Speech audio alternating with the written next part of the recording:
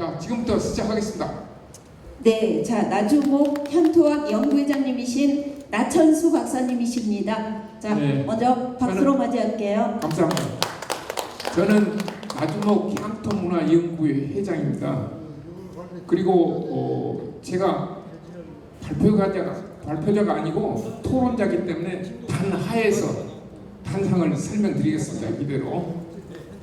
예, 아까 박영구 박사님께서 저 제목으로 나주 동북부에서 희생당한 동학농민군을 주제로 해서 발표하셨는데, 사실은 박 박사님은 지금으로부터 4년 전부터 제가 인사를 하고 같이 연구를 하고 또 본양동에 같이 쭉 돌아다녔기 때문에 박 박사님이 발표한 내용에 대해서 전혀 이의가 없습니다. 딱 한 가지 이의가 있는데 이것은 나중에 제가 그것을 결과를 여러분한테 알려드리도록 하겠습니다.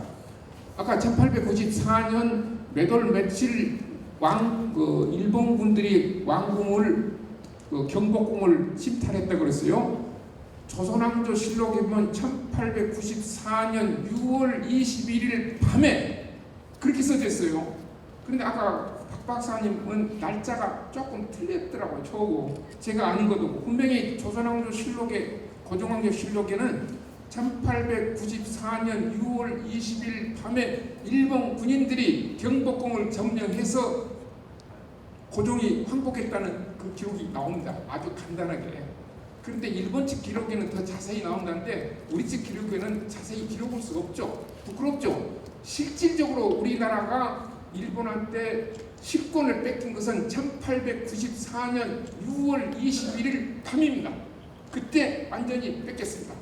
이게 우리가 가끔 착각하는 것이 1910년 경술 국지 때 우리나라를 뺏긴 걸로 생각하는데, 실질적으로 식권을 뺏긴 것은 1894년 6월 21일 밤입니다.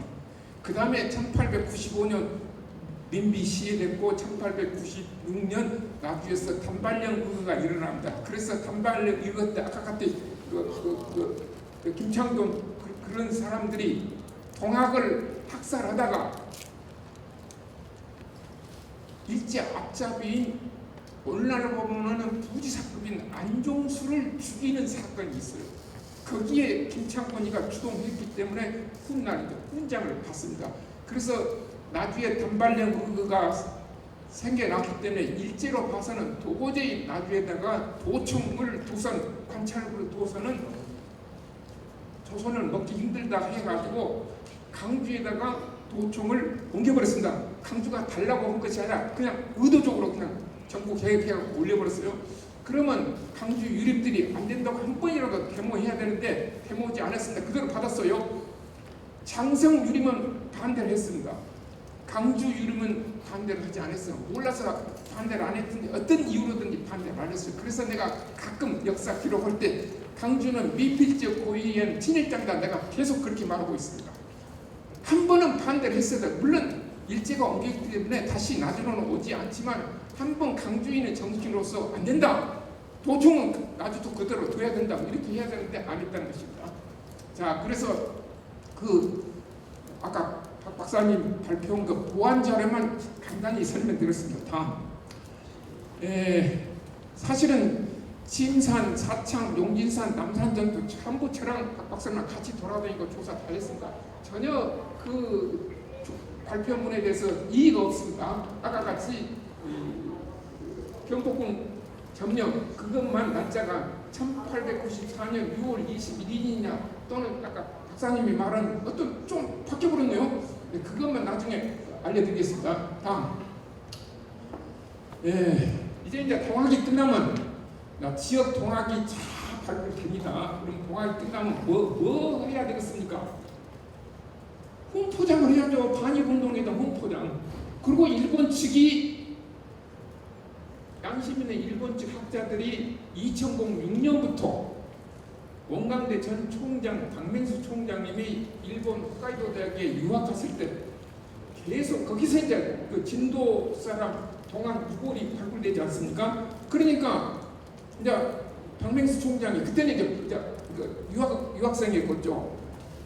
너 일본 분들이 우리나라에서 많이 사람을 죽였다 하는데 그런 식민지 역사를 일본 젊은 사람한테 가르치지 않았기 때문에 그걸 알 수가 없어요. 배우지도 않았는데 우리 자기 일본 선조들이 1894년에 와가지고 많이 죽였다니까 믿지를 않아요. 근데 박맹수는 너희들이 많이 죽였다, 한 명이 아니라 몇백 명을 죽였다 막 그렇게 하니까 양심 있는 사람이 그러면 우리가 매년 동학 전적지를 돌아가자. 이것이 2006년에 이제 시작했어요. 2006년부터 매년 돌아봅니다. 그래서 전적지를 여기도 가보고 저기도 가보고 다 들어봐요. 현지 가서 주민들한테 청취해보니까 과연 죽였거든요. 제가 이 사람을 만난 것이 2018년 제 13차 방문 때 이분들이 어디를 갔냐? 초토영. 그때 전라 우영터가 있는 초토영에 사형장터를 왔는데 저보고 안내를 해줄 수 있냐고 연락 왔어요. 그래서 내가 그 학교로 졸업했기 때문에 안내를 하겠습니다. 그러고 이제 갔습니다. 나는 이제 그분들을 처음 만납니다. 그리고 내가 초등학교 다닐 때 이 장소가 사형장에서 우리 어린 사람들이 또 여기를 잘 안 갑니다. 무서워서. 그리고 말하니까 쭉 하니까 일본 사람들이 맞다 그래요. 나는 그 말에 대해서 이해를 못해서 내가 말하는데 왜 맞다 한다 그래요. 그것은 아까 일본군 상등병이 쓴 일기에 보면 나주 남고문에서 사정거리에 쭉 보면 거기 사형장이 있다고 그렇게 써져 있거든요. 그게 딱 맞거든요. 나도 이제 그 뒤에서 알았어요. 그래서 그날 저녁 제가 그분들을 초청해다가 저녁밥을 사주면서 그 대표 교수님한테 물어봤어요. 왜 아베 정부는 모든 것을 아니라고 감추는데 선생님은 그렇게 선생님은 선조들이 잘못했던 것을 들이까가지고 발표하려 하냐. 그러니까 그 선생님이 하는 말이 학자들은 그것을 감추면 안 된다. 다 밝혀가지고 세상에 알려야 된다. 알면 뭐 될 거냐고요. 그러니까 지나가는 말로 저희들이 유령비라도 세우고 싶다. 그 말을 들었어요. 저는 옛날에 전남도청에서 국제업무만 10년을 했어요. 일본 업무, 중국 업무 등 동남아만 10년을 했기 때문에 나는 오키나와의 태평양 전쟁의 전물자 유령비 세우는 거기를 갔습니다. 이미. 그래서 내가 딱 필이 와요. 일본은 오키나와에 20만 명의 참전 용사 이름을 쓴 비가 엄청나게 반응을 해갖고 이렇게 있습니다. 그것을 세우고 싶다는 것으로 이해가지고 들었어요. 그래서 내가 이제 밥 사주면서 이제 그 이야기를 했어요. 우리나라가 일본 사람에게 훈장을 준 사람은 딱 한 사람이 있다. 우리 구한말의 궁산면 사건에 우리 농민을 위해서 배워놓은 후세 다스제라는 변호사가 있는데 그 사람은 우리나라를 건너와서 3번이나 건너와서 우리나라 이 전체적을 알아가지고 일본 재판에 변론을 했다. 그러니까 일본 정부가 나중에 그 사람을 변호사 자격증을 박탈해버렸어요. 그런데 그 사람 죽은 뒤에 나중에 그 사람은 공을 알아서 우리나라가 훈장을 취소해서 그분한테 줬죠. 그래서 내가 이렇게 말했어요. 양심 있는 일본 사람이 동학 농민군을 죽였다는 것에 대해서 다 아니라 하는데 스스로 그것을 인정하고 만일에 이런 비를 세우면은 제2의 대한민국 정부 훈장감입니다. 나 그렇게 이야기했어요. 이게 지나간 말이죠. 자, 그러면 이제 그 사람 떠나보도록 나도 끝나보면 되는데 참으로 참 운 좋게 제가 사실은 나도 시청에서도 근무를 했었거든요. 물론 이제 퇴직은 전남도청에서 했지만 그래서 제가 청내를 통해서 나도 시청에 이런 사항이 일본 측에 있는데 혹시 유령비를 세우도록 시의 행정에 반영해 줄 수 있겠습니까? 하니까 그걸 바꿨다 해가지고 나주시가 정식으로 이제 그러면 하겠다 해가지고 2019년에 이제 와서 한일 간에 MOU 체결하면서 앞으로 3년간 아주 동학 한일 학술대를 끝내고 4년째 유령비를 세우겠다는데 그런 식으로 이제 돌아갔거든요. 그런데 이제 2019년에 와서 이제 첫 학술대 전에 일본 양심 있는 학자들이 와서 사제비 언론 인터뷰도 하고 가지고 대단했어요. 그리고 2019년부터 2020년까지 2021년 코로나 때문에 들어오지를 못하고 있어요. 일본 팀이 아직 입국이 안 되니까. 그러니까 줌으로 해서 국제 영상 통화로 학술대는 계속했고, 그래서 이제 올해 드디어 이제 그 사제비 건립하는 것으로 이제 돌아갔습니다. 다음. 자, 동학군을 죽인 무기가 저 대왕판은 나중 입성에서 이걸 많이 쓴 것으로 다 있어요. 근데 저것이 아까 같이 비거리가 약 300m니까 저 돌 포탄에 맞으면 다 죽습니다. 저 게틀링 건은 미국제입니다. 미국제 머신건, 그러니까 미국제 기관총이죠. 일본은 이것을 수입했어요. 그리고 밑에 스나이더 소총은 영국제 최신 총입니다. 그러니까 이 최신 게틀링 건은 우금치 전투에서 썼다고 기록이 나와요.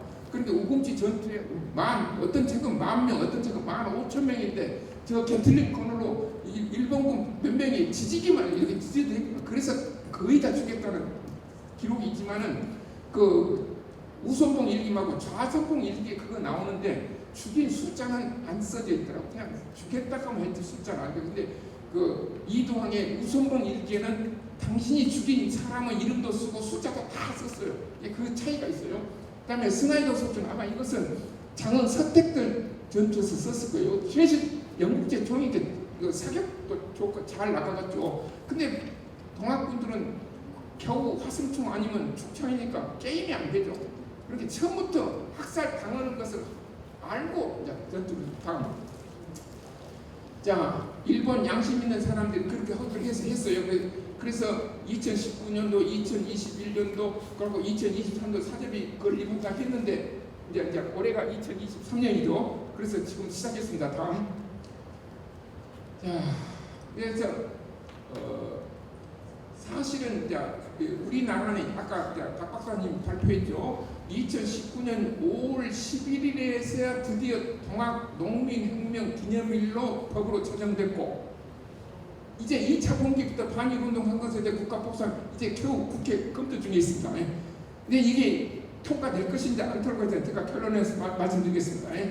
자, 그래서 제가 이제 비건립하기 위해서는 그냥 그런 게 아니더라고요. 비건립 추진위원회라는 것이 만들어져야 돼요. 그리고 그것이 법적으로 세무서에 등록되었고 세무서에서 고위번호증을 받고 그 고위번호증에 의해서 또 통장도 개설이 돼야 돼요. 그래서 제가 나주시에 있었기 때문에 제가 나주시 대표, 몽강대 대표, 전 방맹 총장이고 일본 측 대표는 나카스카 아키라, 올해 94세 된 노익장인데 그분이 현재 폐암에 전투를 하고 있습니다. 그러니까 그분도 죽기 전에 반드시 올 10월 달에 재막식하고 죽겠다고 지금 준비를 하고 있습니다. 그래서 이 문화를 해가지고 다음. 그래서 이제 이 문화를 나만 할 수 없잖아요. 그래서 이것을 일본말로 번역했고 이것을 또 다시 일본으로 보냈습니다. 그래서 일본 측에서 오케이 해놓은 거 다음. 그래서 이제 그 오케이된 사인을 다 받아서 나주 세무서에 신고했더니 저렇게 고유 번호증을 나주 세무서장이 해줬습니다. 다음. 그래서 그 세무서장이 발급한 고유 번호증을 가지고 농협에 가서 이렇게 이제 저기 사제비 토장 테러 빠가지고 이제 그 통장을 만들었습니다. 그러면 이제 우리 측 성금 기탁자도 여기로 넣어주고 일본 측도 한 번에 넣어줍니다. 그런데 나는 외국으로부터 송금을 받아본 일이 없기 때문에 나는 아무나 만들면 된 줄 알고 했더니 박맹수 총장님 지금은 퇴직했어요. 그동안 혹시 스위프트 코드를 받았냐? 나는 모르기 때문에 또 은행에 가서 물었어요. 그래서 단위자가 모르니까 시집에 물어보니까 그것이 받아쳐야 스위프트 코드라는 걸 받아쳐야 외국으로부터 송금이 받아진다 해가지고 거기서 다 보완을 해줬어요. 이 통장 그대로. 그러면 일본에서 송금을 할 때 이 통장으로 하면은 한국 농협 중앙회로 와가지고 그 중앙회로 왔다가 다시 나주 시집으로 왔다가 나주 농협으로 이제 오고 나한테 연락 온다고 하더라고요. 그래서 이제 물어보니까 외국에서 송금을 할 때는 송금은 날짜의 환율로 돈을 준답니다. 그러니까 일본 측이 가장 환율 좋을 때 돈을 박송금을 한다고 조금 기다리라고 그랬어요. 지금 환율이 별로 안 좋은 모양. 그러니까 적어도 7월 달에는 돈을 주는데 그 중에서 가장 좀 환율이 올라갈 때 돈을 주겠다는데 그렇게 했으면 올 것입니다. 자, 그다음 사제비 문안도 이미 이렇게 이제 한일 측이 이제 내부적으로 확정됐고 밑에는 이제 10월 30일이 나주 10일의 날입니다. 나주 10일 나라 부대 행사로 제막식을 하자 해가지고 밑에는 일본 나라회장 대학 명예교수 나카츠카 아키라 94세 올해, 그 다음에 일본 홋카이도 대학 명예교수 이노우에 갑주죠. 그 다음에 원광대 전 총장 명예교수 박맹수, 그리고 한일 동학계획 참가자 이 네 단어만 쓰기로 했습니다. 그리고 이게 비문을 이렇게 썼을 때 좌측에 한글이라면 우측은 자 일본말입니다. 자 이렇게 이제 아까 그대로 이제 했어요.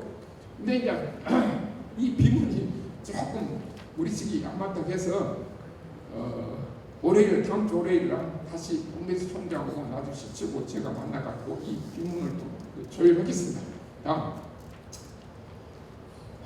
그래서 저는 그래요.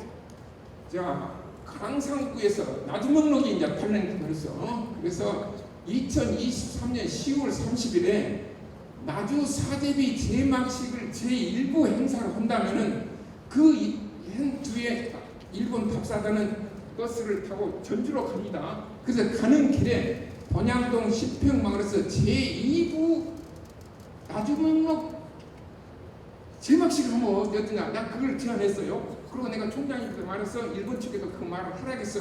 아직은 안 됐는데 어차피 그분은 10월 29일 날 진도로 와서 나주로 저녁에 옵니다. 그리고 10월 30일 날 제막 시민날 행사 참석하고 제막식하고 이제 공주로 가는 걸로 돼 있더라고요. 어쨌든 간에 여행 버스가 가기 때문에 가는 길에 번양동 10평 제가 앞에서 하든지 나주 명록 제막 그러면 아주 뉴스 포커스 될 것더라고요. 그래서 이것을 제가 제안합니다. 자, 이걸 나중에 토론했으면 그리고 박인구 박사님이 자세히 설명해 주셔서 감사합니다. 네, 큰 박수 보내주십시오. 예, 나주 사제비 제막식, 본양동 신평마을 2부 제막식에 대해서 말씀해 주셨는데요. 여러분들 모두 함께 참여해 주시면 감사하겠습니다. 자, 계속해서 우리 광주 지역 동학 농민혁명의 계승과 보존에 관한 종합 토론회 시간 갖겠습니다. 자, 본 토론의 좌장으로는 사단법인 동학 농민혁명 전국 유족회장님이신 주영채 회장님이 맡아주시고요. 자, 토론해 주실 분으로는 나주목 향토학 연구회장님이신 나천수 박사님과 동학 농민혁명 기념재단 문병합 부장님께서 맡아주시겠습니다. 좌정과 토론에 함께 하실 분들께서는 단상의 토론석으로 이동해 주시기 바랍니다. 나천수 박사님은 아까 설명을 했기 때문에 그냥 그대로 그냥 설명하시면 되는 거죠. 먼저 그리고 이제 이 동학농민혁명 기념재단의 기획부장님이신 문병합 부장님은 이 동학연구회 누구 못지않게 오랜 세월을 한승원 선생 밑에서 계속 배우셨던 분이기 때문에 김재기 교수님의 정신선양 방안 모색에 대해서 또 질문을 주실 겁니다. 먼저 그러면 같이 토론하실 분이 간단하게 질문해 주시기 바랍니다. 예, 방금 소개받은 문병합입니다. 시간이 많이 지나서 아주 짧게 얘기해달라고 부탁이 있었습니다. 동학농민혁명 정신선양 모색 방안 모색이라는 우리 김재기 교수님의 발표 참 의미 있게 들었습니다. 특히나 교수님의 발표문을 며칠 전에 받아보고 쭉 읽으면서 드는 생각이 왕대밭에 왕대 난다는 말이 있거든요. 역사적 맥락을 쭉 짚어놓는 거에 굉장히 좀 신선한 생각을 갖게 됐습니다. 동학 농민혁명이 1894년에 일어났는데 뿌리로 찾아나간다고 한다면 1860년 4월 15일 수은 최재우 스님의 동학 창대로부터 가야 되겠지만 그것이 한참 좀 뒤로 와가지고 교조신운동 뭐 이렇게 간다고 하면 1893년 뭐 이렇게 되게 많이 얘기합니다. 그런데 사실은 저는 우리 김재기 교수님 발표를 보면서 늘 제가 다른 데 가서 얘기를 할 때 동학농민을 강의할 때 그런 얘기를 하는데 제가 집에서 1년 중에 어떤 날을 잊어먹으면 한 이틀은 밥을 못 얻어먹는다. 그게 제 처 생일인데 어떤 기일을 굉장히 중시해야 되는데 1892년 8월에 여기 우리 광주하고도 가깝죠. 무장 선사 도소람 마해석불 비기 탈취 사건이 임진년 8월간에 일어나거든요. 그게 다르게 제가 임진년 1년 자꾸 그러면 1892년입니다. 동학농민혁명이 본격적으로 아까 녹두장군 송기숙 전남대 국문학과 교수였죠. 몇 년 전에 돌아가셨는데 그분이 남긴 그 소설 녹두장군의 맨 앞 시작이 32페이지가 비결입니다. 그게 임진년 8월간에 석불비기 탄천 사건을 시작하거든요. 문제는 임진왜란 300주기라는 것을 굉장히 중요하게 동학농민혁명에 작용을 하게 됐다는 사실입니다. 그래서 우리 김재규 교수님 말씀하셨던 이전에 역사를 쭉 짚었는데 저는 거기다가 두 가지를 포함을 시키고 싶었어요. 뭐냐면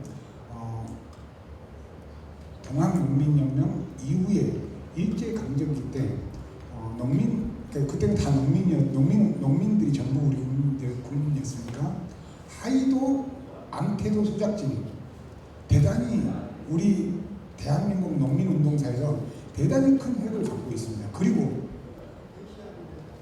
군사독재 정권 시절에 1970년대 한평 고구마 투쟁 이것도 우리 농민운동에 굉장히 중요한 의미를 갖습니다. 그런 맥락 속에서 지금 우리 김웅문 선생님 저기 와 계시는데 우선 김성황 선생님 와 계시는데 김웅문, 김형훈, 김자문 그 유골이 지금 현 특정된 유골이 지금 나왔는데 그걸 기념관을 이렇게 세우려고 했을 때 우리 무한동학농민이면 박성명 기념사표 회장님하고 깊이 있게도 논의를 해봤는데 아까 김재기 교수님이 말씀하셨던 300년 전에 임진왜란부터 우리 왕대밭에 왕대나는 이 뿌리를 맥락을 찾아 나가는 것과 함께 조금 더 그 무한의 기념관에는 동학 농민혁명의 그 앙태도 하이도 그 다음에 가까이는 한평 고구마 투쟁 이런 맥락들이 같이 담겨진다면 대단히 의미 있는 것이겠다 저는 그런 생각을 했습니다. 그리고 동학 정신선양사업 방안 모색에 대해서 조금 마무리를 하면 정신선양사업은 여러 가지 방법이 있겠습니다만 기념관 건립을 한다든가 거기에 컨텐츠를 넣어서 오는 사람들을 보게 해서 교육하는 것도 있겠고 그 다음에 유적지를 환경 정비하는 거 지금 유적지가 다 방치되어 있거든요. 전국의 유적지를 조사해 본 결과 지금 현재 378곳이 확인이 되는데 2010년부터 2013년까지 1차 조사했던 것 그리고 재작년에 조사했던 것이 숫자가 달라집니다. 그런데 공통점 중에 하나는 뭐냐면 전라도의 유적지는 늘어나지 않는다는 사실입니다. 거의 연구가 많이 돼서 정해져 있고 다른 충청, 경상 다른 지역의 유적지들이 늘어나면서 계속 지금 전국의 유적지 수가 늘어나는데 여기에 유적지들이 우리 전라남도 일부와 전라북도 지역을 제외하고는 거의 100% 방치되어 있다고 봐야 됩니다. 그래서 여기 유적지를 정비해서 사람들이 지나다니면서 이곳이 그런 곳이라는 것 이런 것도 정신선양의 하나의 되고 제가 좀 추가하고 싶은 건 예를 들면 5.18 관련해서 화려한 휴가라든가 그 다음에 택시 운전사라든가 이런 영화가 있습니다.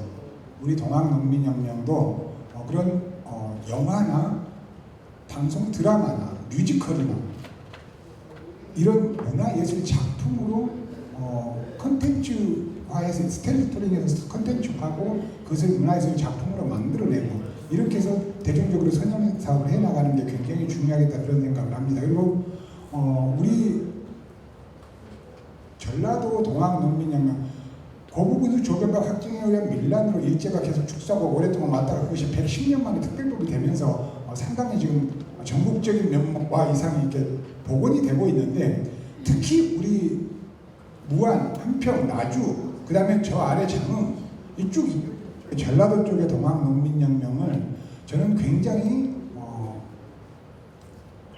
부각이 빨리 이루어지고 좀 실속 있게 돼야 된다는 생각. 그것이 결국은 동학농민혁명의 전국화에 굉장히 큰 힘이 될 것이다라는 생각을 합니다. 그래서 이 자리에서 문화 콘텐츠 얘기를 문화 예술로 이렇게 승화하는 이런 얘기를 했었는데 정신선양답에 예컨대 문순태 소설가의 타오르는 강이라든가 그 다음에 전남 장흥 출신의 한승원 소설가의 긴 겨울 봄꿈, 이 동학농민혁명, 동학 이것을 주제로 한 소설들이거든요. 그러니까 송기숙 선생의 녹두장군도 마찬가지고 이쪽이고 전라남북도 그 중에 전라남도 쪽에 그 역사문화적 컨텐츠가 굉장히 사실은 바탕이 탄탄하다. 이런 부분들이 조금 더 서둘러서 지금 5.18 그다음에 일제 학생운동, 3.1운동 뭐 이런 식으로 쭉 연결되는 것이 자료로 연결해 나가는 것이 일정하게 한계가 있으니까 대중적으로 확산하기 위해서 문화 콘텐츠, 그러니까 영화나 드라마나 방송, 뮤지컬 이런 것들을 적극적으로 활용할 필요가 있고 그것들을 활용해서 무엇보다도 온라인, 인터넷을 통해서 확장시키는 것. 그래야 젊은이들에게 연결된다. 이 점을 저는 강조하고 싶고 또 그 연동성에서 마지막으로 자라나는 청소년들에게 가르치지 않으면 우리 죽음에 다 끝납니다. 자라나는 청소년들에게 가르쳐야 되는데 소위 김모 전북도 교육감이 선거할 때 제가 선거를 참여를 안 했는데 한번 해서 조건을 걸었습니다. 북중 교과서 어쩌고 뭐 거민족 교과서 뭐 하는데 그러지 말고 전라북도청에서 초중고 역사 부교재를 만들어라. 그래서 교사용 학생용 제작자료 전 초중고 학생들에게 배포하라. 전라북도 학교에 다니면 무조건 동학농민혁명에서 지금 현재 연구된 가장 수준 높은 연구 성과를 알게 된 고부군수 조변과 확정에 의한 밀란 이게 아니라 그래서 실제로 전라북도 교육청에서는 8억을 들여서 제작 배포를 했습니다. 벌써 한 10년 정도 됐습니다. 그래서 우리 전라남도 교육청에도 또는 광주광역 교육청에도 적극적으로 얘기를 해서 자라는 청소년들에게 우리 광주 전남이 5.18이 있는데 5.18 왜 있는가 하면 왕대밭에 왕대가 그 뿌리가 이렇게 있다라는 걸 저는 동학농민혁명 역사 뿌리를 통해서 좀 적극적으로 교육청에 요구하고 해서 자라는 청소년들에게 우리 선조들의 우리 조상들의 그 의를 가르치는 것이 참 중요하다. 얘기가 길었습니다. 마치겠습니다. 일단 두 분 토론자의 말씀이 계셨기 때문에 이제 발표자님들의 말씀을 차례로 듣도록 하겠습니다. 먼저 박영민 박사님 말씀 주십시오.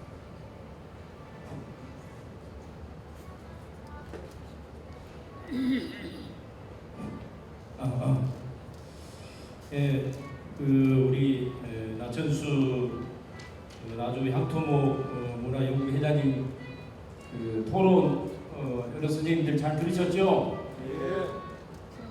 두 가지를 좀 토론을 해야 될 것 같습니다. 우선 첫 번째는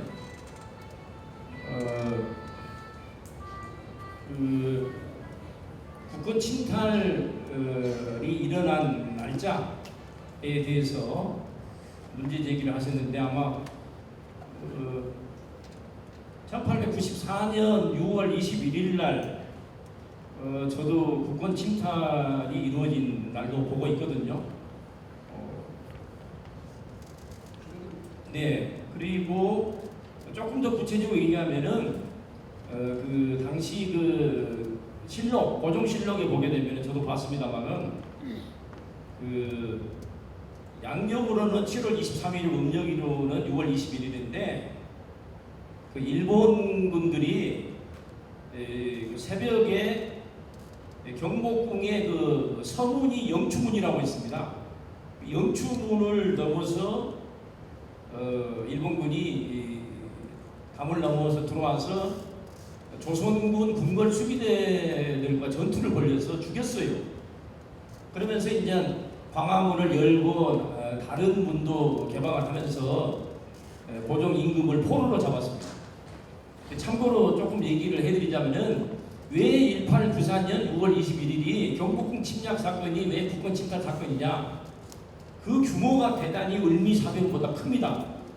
무슨 얘기냐면은 그때 그 침략자들과 맞서 일본군과 맞서 싸운 조선군 궁궐 수비대가 몇 명이 6월 21일 날 즉사를 했냐면은 기록에 보면은 이게 일본 신문에 나옵니다.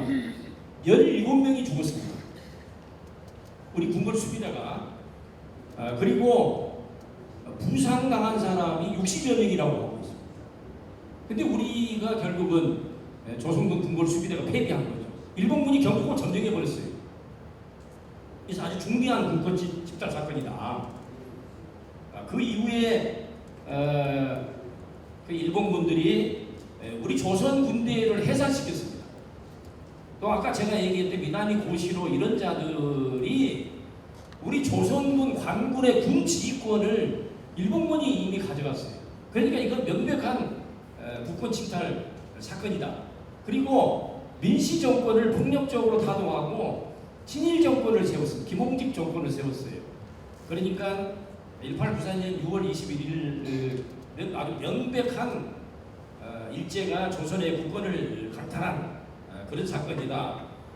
그런 말씀을 드리고, 그 다음에 두 번째로 제가 답변을 해야 될 주제가 우리 나초수 박사님께서 참으로 저희 발표회 토론자로 나오셔가지고 올해 10월 30일 날 나주에 사제비가 건립이 된 그 부분을 상세히 나초수 박사님께서 말씀을 해주셨습니다. 저도 그 일본인들이 중심이 돼가지고 나주에 일본군 아까 얘기했던 제가 발표문에서 후비보병 제19대대의 군지본부가 금성관에 있었습니다. 그래서 이 660명의 3개 중대가 전라도 서남의 지역을 관군을 이끌고 다니면서 우리 항일 동학 농민군들을 전부 다 학살을 했습니다. 그런데 그 일본인 후손들이 미나미 고시로와 일본군 후비보병 19대대가 우리 조선의 항일 독립군들을 죽인 것을 잘못했다. 그래서 사제비를 세운다는 것은 저는 역사학자로서 참으로 잘된 일이다. 우선 말씀을 드리면서 이런 얘기를 하나 더 드리고 싶습니다. 자, 그러면은 저도 사제비 건립에 힘을 보태고 있습니다만은, 그러면 일본의 후손들은 나무나라의 나주에다가 사제비를 세워서 자기들이 참여를 하는데, 여러 선생님들께 제가 질문을 드려보겠습니다. 그럼 우리 한국에서는 무슨 일을 하고 있습니까? 나주에 한번 가보십시오. 나주에 동학농민혁명과 관련된 안내판이나 표지석 하나가 없습니다.